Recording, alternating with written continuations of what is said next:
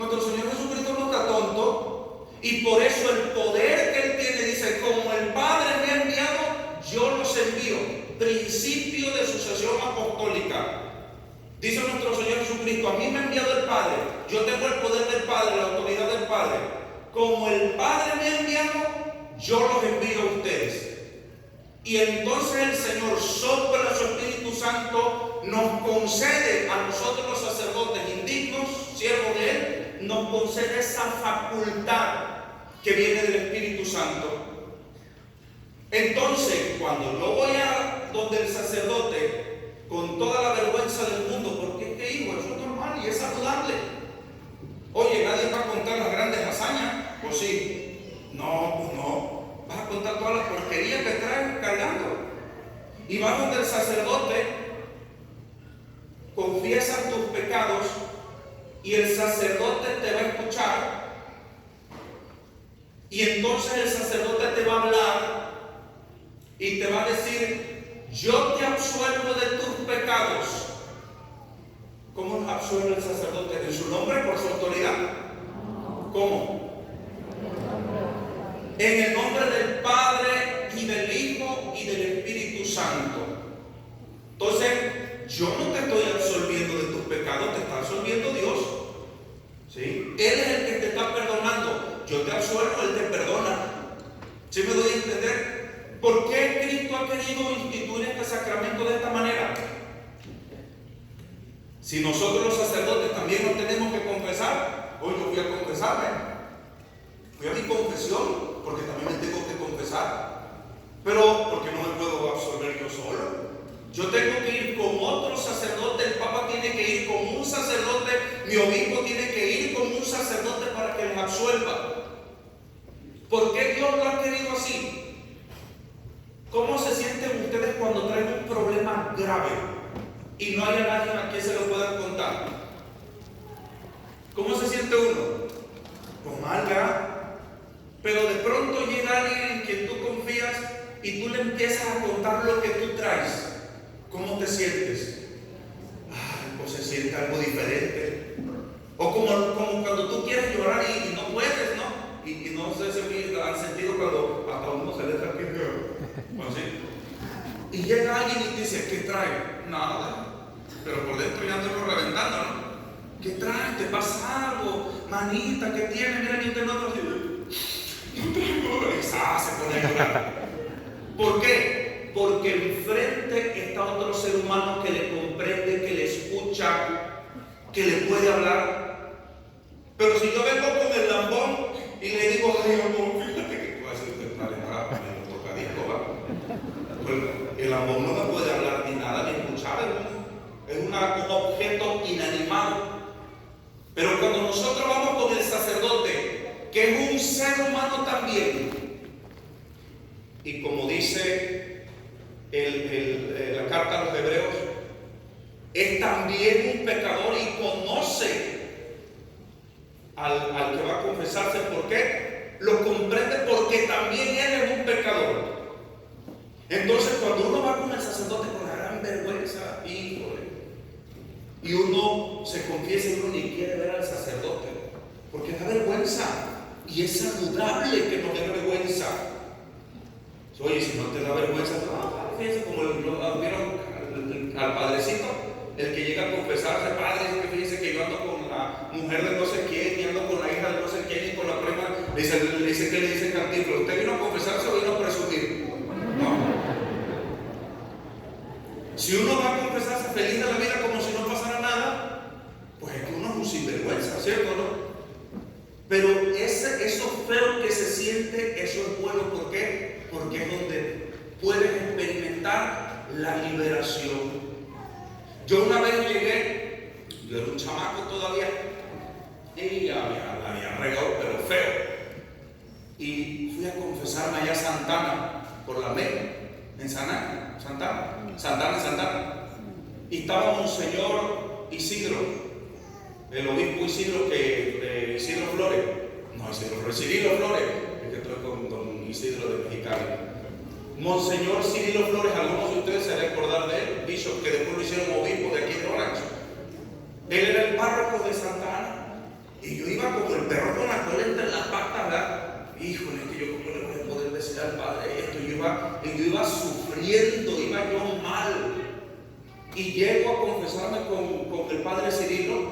Y él confesaba así en una banca. Y yo llego y me siento al lado de él, yo queriendo que hubiera de esas cositas de la rejita para que no lleguen. Y yo estoy al lado de él, en el nombre del Padre, del Hijo y del Espíritu Santo, y yo así, a través de la ventana. Digo, dime tus pecados, y empiezo a contarle mis pecados, y yo empiezo, llore. Y yo no lo quería ni ver, de la vergüenza que yo llevaba. Y me agarra del codo y me dice, hijo, levanta la cara. No hay pecado que Dios no pueda perdonar. ¡Ánimo! Levántate, que no hay pecado que Dios no pueda perdonar. Él te ama, sigue perseverando. Ay, Dios mío, yo cuando salí de ahí yo me sentía así como livianito, flojito, cuando me quitó la gran carga que yo estaba cargando. Dios así lo ha querido, porque no es lo mismo hablarle a una piedra que hablarle a un ser humano, o sí. Ustedes ya me traen, pero a raya, tengo una libreta, padre, queremos hablar con usted. A ver, si no es lo mismo hablarle a una piedra que hablarle al Padrecito, ¿cierto? ¿Sí? Entonces fíjense, ya que hemos visto el daño que produce el pecado en el alma y cómo cuando el alma se nos enferma también el cuerpo. Oiga, ¿qué es lo que tenemos entonces que hacer para recobrar la sanación? ¿Qué es lo que tenemos que hacer? No lo quieren decir, ¿verdad? ¿Qué es lo que tenemos que hacer? Ir a la confesión. A mí llega la gente y me dice, padre, hágame un exorcismo. Y yo, ¿un exorcismo para qué? Yo no soy el exorcista, ¿verdad? No, padre, es que yo tengo muchas tentaciones.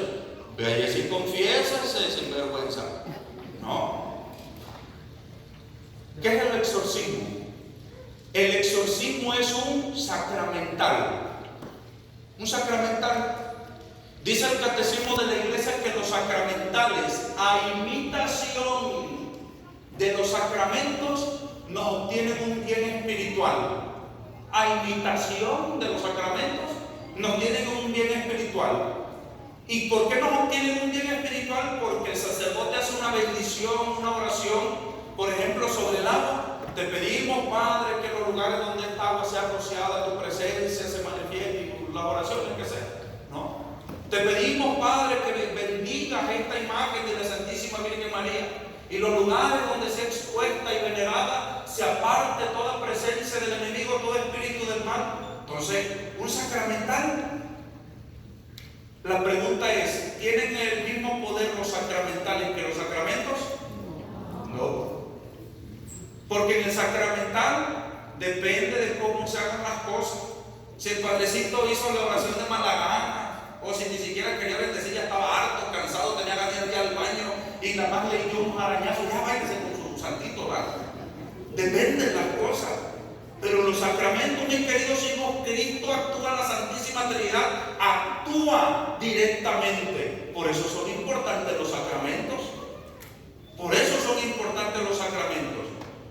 Entonces, hay personas que no necesitan exorcismo, lo que necesitan es una buena confesión que les arranque de las garras de Satanás, donde Satanás los tiene abrazados. En una ocasión, una persona llega: padre, por favor, exorcíceme sal y agua. Ya eso ya no lo hago, aquí ni me pidan que les exorcice sal y agua, lo voy a poner un día, pero con previa catequesis, porque la gente acaba agarrando la sal y el agua exorcizada como brujería igual. Ponen toda su fe en la cosa en lugar de poner la fe en Cristo nuestro Señor. Y en la sal exorcizada y el agua exorcizada acaban convirtiéndose en superstición también. Entonces, va una vieja a pedirme. Ya le dije, vieja, no es en mal sentido. Una mujer venerable, a sentir, no es ofensivo. Va una venerable anciana. Padre, por favor, exorcíceme agua y sal y no sé qué tanto, ¿no? Garrafones de aceite. Yo, oiga, ¿y usted quiere tanto así con aceite? Pero así los garrafones de aceite. Ay, padre, que en mi casa se escuchan ruidos. Es que mis familiares no me dejan, padre. Vaya a bendecir la casa. Ahí voy, ahí va tío Juan, venga. Ya bendigo la casa, hago las oraciones. Le dejé casi como un rotoplas de agua exorcizado, la sal. Se me hizo eso muy raro, ¿va? Vuelve a ir como a los 2 meses. Padre, por favor, necesito más agua. Sí, Julia, pues ya se acabaron los planes. Padre, es que mis familiares, Padre, no me dejan. ¿Cómo que no le decís? Padre, es que mis muertos me hablan y me dicen. Y yo así como que, a ver, yo a usted nunca la veo en misa. Nunca la veo en misa. Uno conoce su people. ¿Ah? Uno conoce a los clientes de la parroquia. Y dice, oiga, yo a usted nunca la he visto en misa. La quiero ver en misa. Si es que son sus familiares, mande a decir misa por sus familiares. Ya empezó a decir misa por sus familiares. Ya iba a misa. Y a los otros, Padre, por favor, bendígame. Pues yo no sé si regaba las plantas con agua bendita, o no sé qué hacía con tanta sal exorcizada y aceite, ¿no? Y yo así como que, esto ya no está bien. Le dije, oiga, yo a usted nunca le he visto comulgar, usted tiene un impedimento para comulgar. No, Padre. Y entonces, es que no me he confesado. Pues confiésese. Pues aquí estoy, si me está dando plata con la sal exorcizada, aquí la. Oh, no, Padre, no, así estoy bien. Le dije, lo que está pasando en su casa no es nada de sus muertos. Olvídese de esa situación. ¿Qué ha hecho usted? Dígame qué ha hecho usted. Esto ya está muy raro. Estos no son sus muertos. Los muertos están en el cielo, en el infierno o en el purgatorio. No andan dando lata acá. Le dan lata a algunos santos para que nosotros tengamos esta experiencia de que están en el purgatorio. Pero los muertos no andan dando lata así de que ay, que me muero en la cama y tiran los trastes y eso. No, eso no es así. ¿Usted ha hecho algo, alguna vaina ahí chistosa? Ay, Padre, que yo no le quiero decir. ¿Qué hizo? Es que una vez en mi desesperación fui a ver un santero y me montó un trabajo y lo enterramos en no sé cuántas partes aquí en la casa. ¿Ok? Dele las gracias al diablo entonces. ¿Sí? Le dije, usted por un acto de su libertad ha abierto las puertas a los demonios. Ahora usted las tiene que cerrar. ¿Y cómo las va a cerrar? ¿Cómo creen que las tenía que cerrar? Con la confesión. Pero no quiso, porque ella quería arreglar todo con agua bendita. Así no se arreglan las cosas, hijos. Porque el diablo lo saca por un lado y se mete por el otro. Las puertas están abiertas. ¿Sí? No hay cosa más poderosa, más sanadora, más liberadora que una buena confesión. A mí me ha tocado estar atendiendo personas que se le manifiestan los demonios en el momento que les estoy confesando. Y el demonio se manifiesta y se retuerce. Y en el nombre de Jesús, dale la oportunidad de que se confiese. Y hago la renuncia y se retuerzan los poseídos. Y a mí me ha tocado liberar personas en la confesión. Porque es un acto de la voluntad y de la libertad de la persona de cerrar las puertas a los demonios. Pero cuando no, pues nosotros estamos en la ilusión y en el engaño de que con sal exorcizada se nos van a arreglar todas nuestras situaciones. No, hijo. Eso acaba siendo un acto de superstición también. Entonces, ¿qué tenemos que hacer? Primero, reconocer, mis queridos hijos, que tenemos a un Dios misericordioso. Nuestro Dios es misericordioso, pero su misericordia necesita algo.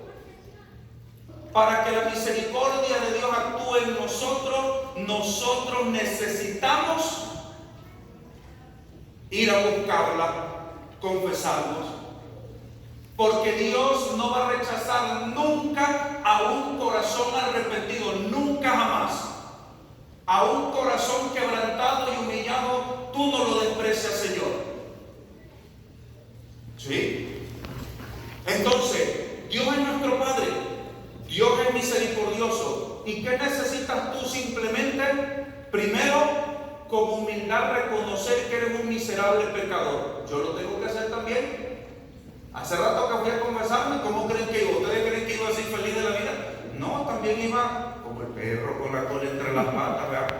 A confesar mis pecados. Con humildad, reconociendo que necesito de la misericordia de Dios. Y que Dios está ahí siempre esperándome para darme su misericordia.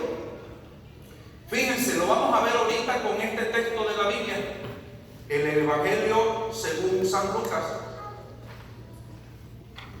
este Evangelio ustedes se lo saben de memoria, ¿ok? Yo no se lo voy a venir, no les voy a venir a contar novedades. Dice, les contó también lo siguiente: un hombre tenía 2 hijos. A ver, hay que poner atención porque ahorita tenemos que reflexionar esto para darnos cuenta quién es nuestro Dios. Y ese Dios no es un Dios que está allá alejado, está en su rollo en el cielo, no. Ese Dios es nuestro Padre. Y un Padre de amor y un Padre de misericordia que te está esperando sin vergüenza. Te está esperando. ¿Sí? Dice, le contó también lo siguiente: un hombre tenía 2 hijos. El menor de ellos dijo al padre: Padre, dame la parte de la herencia, de la hacienda que me corresponde. Y el padre le repartió la hacienda. Pocos días después el hijo menor lo reunió todo y se marchó a un país lejano, donde malgastó su hacienda viviendo como un libertino. Cuando se lo había gastado todo, sobrevino una hambruna extrema en aquel país y comenzó a pasar necesidad. Entonces fue y se juntó con uno de los ciudadanos de aquel país, que le envió a sus fincas a apacentar puercos. El muchacho deseaba llenar su vientre con las algarrobas que comían los puercos, pues nadie se las daba. Entonces se puso a reflexionar y pensó: ¿cuántos jornaleros de mi padre tienen pan en abundancia, mientras que yo aquí me muero de hambre? Me pondré en camino. Iré donde mi padre y le diré: Padre, he pecado contra el cielo y contra ti. Ya no merezco ser llamado hijo tuyo. Trátame como a uno de tus jornaleros. Entonces se avió y partió hacia su padre. Estando él todavía lejos, lo vio su padre y se conmovió. Corrió, se echó a su cuello y le besó efusivamente. El hijo le dijo: Padre, he pecado contra el cielo y ante ti. Ya no merezco ser llamado hijo tuyo. Pero el padre dijo a sus siervos: Daos prisa, traed el mejor traje y vestirle, ponedle un anillo en el dedo y calzadle una sandalia. Traed el novillo cebado, matadlo y comamos y celebremos una fiesta, porque este hijo mío había muerto y ha vuelto a la vida. Se había perdido y ha sido hallado. Y comenzó la fiesta. Palabra del Señor. Este evangelio siempre ha sido predicado como el prototipo del pecador arrepentido. Uy, es que el hijo se arrepintió y fue a pedirle a su papá perdón. Cuando lo leemos bien, si ustedes le pusieron atención, se pueden dar cuenta que el hijo no está arrepentido. Padre, pero ¿cómo no? Hay que ver qué es lo que lo mueve a ir con su padre. ¿Cuál fue la reflexión de él? ¿Cuál fue la reflexión? El hambre. Él no dijo: Dios mío, ¿yo qué he hecho? Yo ofendí a mi padre, yo le pedí la herencia, yo soy un mal. No. La reflexión es: ¿cuántos jornaleros de mi papá tienen comida para hartarse y yo me estoy muriendo aquí de hambre? ¿Qué es lo que este muchacho tiene? ¿Hambre o arrepentimiento? Hambre. ¿Sí? Hambre. Y se va a buscar a su papá por un interés. No va por arrepentimiento. Va porque ni siquiera le dice: voy a ir y le diré a mi padre que me reciba como un hijo. No importa lo que sea. Tengo hambre. Tómame como uno de tus sirvientes. A mí no me importa ser ya tu hijo. Lo único que quiero es que me maten el hambre. Me estoy muriendo de hambre. Entonces no va a arrepentir. ¿Ok? No va a arrepentir. Pero se regresa hacia su padre.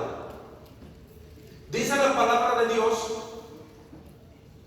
que cuando el papá lo vio a lo lejos, la lejanía no es una lejanía geográfica, dicen algunos estudiosos, sino una lejanía del corazón, la falta de arrepentimiento.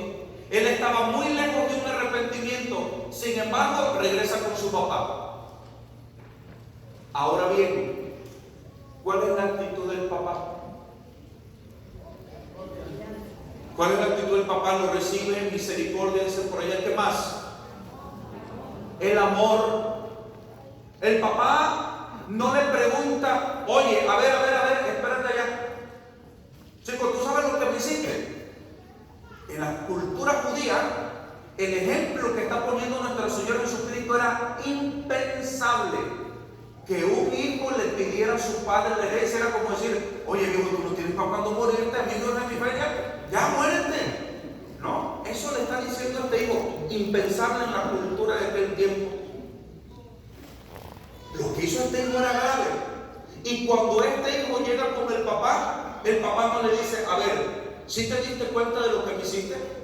¿Sí te diste cuenta de que te gastaste todo? Ahora sí, ya vienes, ¿verdad? Eso le dice el papá. ¿Qué es lo que hace el papá? Lo abraza, le devuelve la dignidad, cálcenlo, vístanlo, denle el anillo de hijo y hagamos fiesta, porque este hijo ha regresado. ¿Cómo se habrá sentido este hijo cuando el papá no le echa en cara nada? Sí, va. Así Dios a veces está con nosotros. Cuando hay personas que vienen y me dicen, Padre, es que yo no siento un fuerte arrepentimiento, pero estás aquí, pídele perdón a Dios y vamos a orar para que te dé dolor de tus pecados. Una vez una amiga mía fue a confesarse y le dijo al Padre, Padre, no tengo dolor de mis pecados, pero le pido perdón a Dios, sé que estoy mal.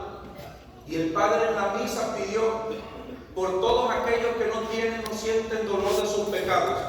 Y cuando el Padre hace esta oración, esta persona, mi amiga, empieza a sentir en su corazón todo el dolor por lo que le había hecho a Dios nuestro Señor.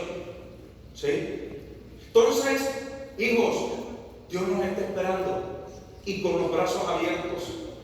Dios es nuestro Padre. No hay cosa más maravillosa que la confesión. No podemos decir que Cristo es misericordioso si ustedes no han tenido la oportunidad de confesarse. Podrán ser muy devotos del Señor de la misericordia, pero si ustedes no se han confesado, ustedes no pueden decir Dios es misericordioso. Porque uno puede experimentar el amor y la misericordia de Dios cuando uno está en el fondo, en el fango. Y cómo Dios mete su mano hasta el fango para sacarte y restituirte a la vida. Y entonces uno siente esa libertad que da este maravilloso y santo sacramento.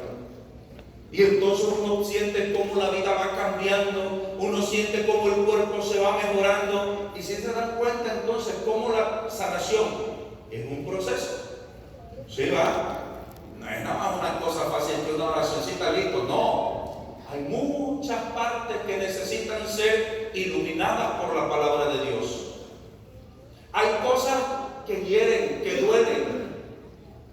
Por ejemplo, cuando uno les hace ver que están en un pecado mortal. ¿Cuántas personas allá en San Vicente de Paúl no me tocó casar por estos temas?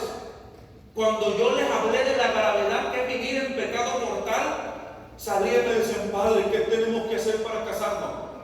Que decidan casarse sin vergüenza, ya te estaban tardando. Vénganse rápido, yo les preparo todo. Hace poco hay gente que salió de esa ignorancia. Dios les iluminó y pudieron experimentar el sacramento de la confesión, pudieron experimentar la maravilla de recibir la comunión. Una parejita a mí se me quedó muy grabado, ellos tenían muchos años viviendo en unión libre. El día que me tocó casarlo, parecían unos jovencitos de 16 años, ya estaban viejos. Y cuando el viejo estaba acá esperando, allá hacíamos una ceremonia sencillita sin la misa. Allá no se cobraba nada, aquí cobramos por todo. No le digan nada. Arréglense la cultura de pie, pero cásense. No, que se cobra por todo. Así en la diócesis, pero bueno, no me meto ahorita en esa vaina. Está el viejo acá, esperando a su esposa, que viene entrando ya de blanco. Yo los había confesado, una hermosa confesión, con profundidad, con arrepentimiento. Y cuando el viejo está esperando a su esposa, yo estaba del otro lado. A mí me gusta así, a mí me encantan las bodas por el sentido teológico que tienen. Es Cristo que se desposa con la iglesia, es Cristo que ama a la iglesia, es Cristo. Y entonces yo estaba viendo al viejo y estaba ese hombre emocionado y dijo pensando en voz alta: qué hermosa se ve. Y yo, mira qué bonito, para los años que tiene ya le gusta, que todas las vidas bonitas son chidos. ¿Ah?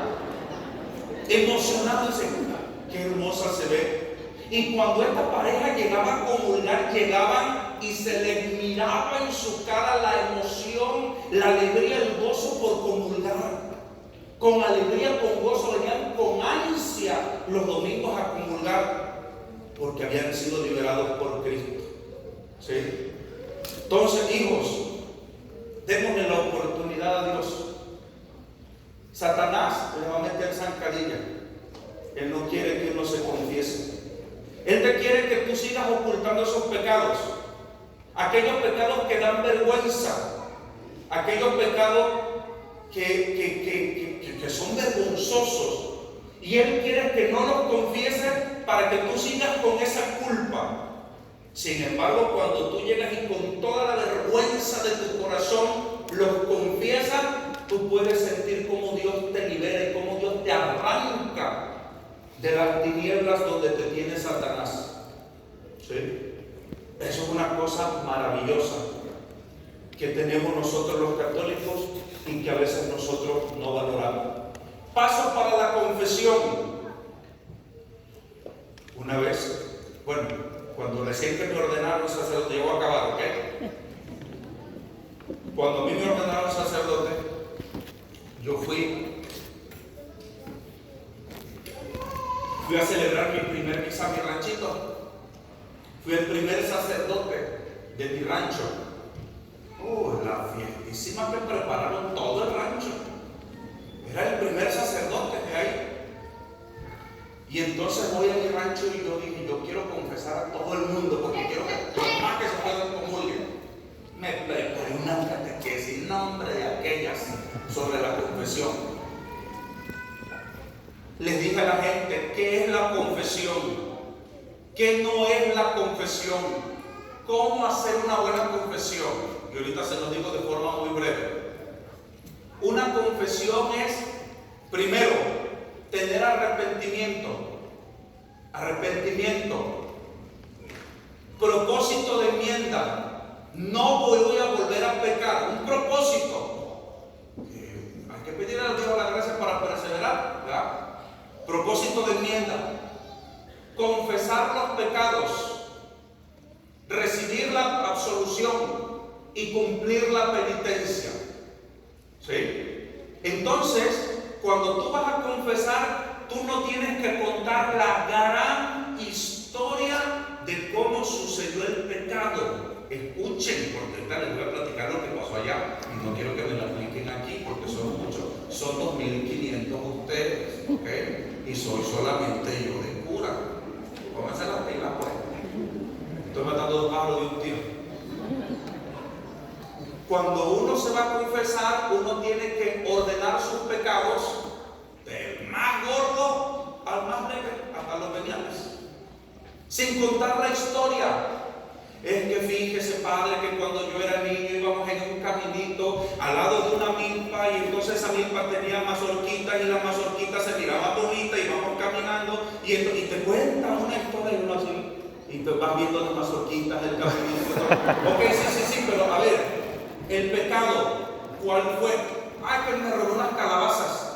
Ok, entonces se dice: padre, yo cometí robo, punto. ¿Sí? Padre, que fíjese que en una ocasión yo estaba en la casa, llegó mi suegra, y entonces mi suegra yo la vi rara, padre, y entonces me empezó a decir que esto y que lo otro. A ver, hija, ¿cuál fue el pecado? Es que le metí la madre a mi suegra. Ok, ofendí a mi suegra. ¿Sí? Ese es el pecado. pedí a mi suegra.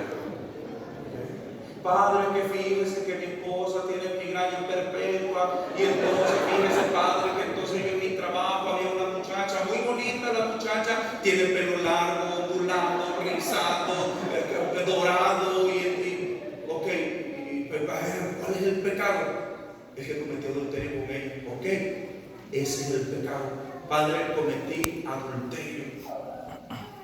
¿Sí? Sin contar cómo es la susodicha, de qué color tiene el pelo, si lo tiene ondulado, si es alta, si es chaparrita. Eso al Padre no le importa. ¿Sí? No le importa. Se confiesa el pecado. Padre, que fíjese que en una ocasión estaba yo en el trabajo, Padre, pues es que fíjese que a mí me debían horas, Padre, y como me debían ya de varios tiempos, me debían horas, entonces un día me dieron un cheque que yo pudiera cobrar a la menor. A ver, ¿cuál fue el pecado? No es que me robé el dinero. Es robo. Sí, robo, hijo, robo. No me cuentes cómo fue la historia. Al grano. ¿Sí me doy a entender? Y así ya sirve que ustedes no andan sufriendo tanto, porque por adorar la píldora, por estarle dando vuelta al asunto, se enredan y luego hasta los pecados se le olvidan.